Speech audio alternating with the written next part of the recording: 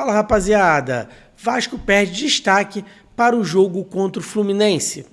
Joia mostra qualidade a Renato Gaúcho e lateral pede mais oportunidade no time titular. Logo após a vinheta.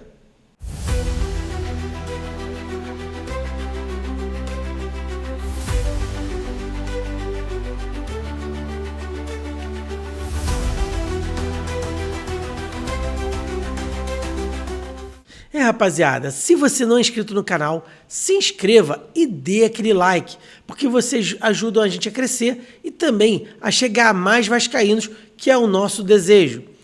Agora, falando do nossa joia da base, o JP, que no último jogo contra o Cruzeiro entrou e com um jogador a menos conseguiu fazer com que o time chegasse ao ataque e fizesse o 3-2. Um momento que o Vasco estava precisando, um jogador de força e jovem também, com uma boa qualidade, deu um 3D maravilhoso no meio de campo. É um jogador que provavelmente o Renato vai utilizar mais durante as partidas.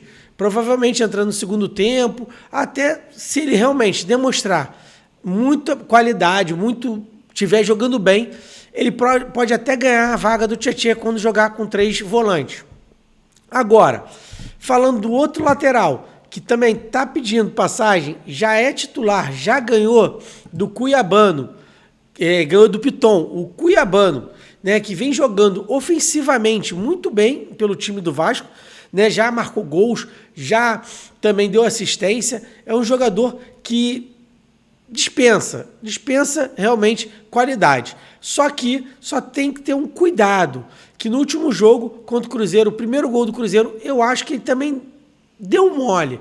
Ele acabou não acompanhando o atacante Christian, né, o ponta, e acabou originando o gol do Cruzeiro, o primeiro gol do Cruzeiro. Mas, de resto, a partida, o Vasco ganha muito com esse jogador. Ofensivamente, o Vasco ganha muito em cruzamento, em toque de bola, em arrancada, em chegar na área chutando. É um jogador que está acostumado a marcar muitos gols, então o Vasco realmente tem tudo para crescer com esse jogador. E ele está aí pedindo as oportunidades e parece que o treinador Renato Gaúcho vai continuar dando, porque ele é praticamente indiscutível titular no jogo contra o Fluminense. Agora, falando da perda do time do Vasco, né, a perda do destaque do jogo contra o Cruzeiro, o Cauã Barros, que foi expulso, né? Uma jogada um pouco imprudente, né? Um pouco garoto, ele deu uma de garoto, porque foi tentar só dar um toquinho no jogador e acabou pisando no calcanhar do jogador do Cruzeiro, o Matheus Pereira, e acabou sendo expulso. Mas o jogador vinha fazendo um bom jogo, principalmente o início do segundo tempo, com 2 gols, e, infelizmente, por isso, o Vasco acabou sendo prejudicado. Mas eu gosto muito desse jogador, acho que ele tem tudo para crescer no Vasco e acredito que o Renato também pensa nisso. Só que quem volta é o Thiago Mendes, né? Thiago Mendes que, cara, nosso capitão, vai até melhorar o time, né? O jogador que eu queria que só saísse mesmo era o Tietê, mas o Tietê, infelizmente, deve continuar, tá? Porque o Tietê não está jogando bem, é falado por todos, mas como o Vasco não deve ir para cima do Fluminense, provavelmente o Vasco deve entrar com aquela mesma formação de 3 volantes, o Tietê deve ser mantido, a não ser que ele arrisque o JP, eu não acredito, seria um risco muito grande para o treinador Renato Gaúcho, mas tudo é possível, mas acredito realmente que o Tietê vai ser titular amanhã, quarta-feira, às 9h30, contra o Fluminense no Maracanã. Galera, por hoje é só. Volto amanhã. Amanhã tem jogo do Vasco Fluminense.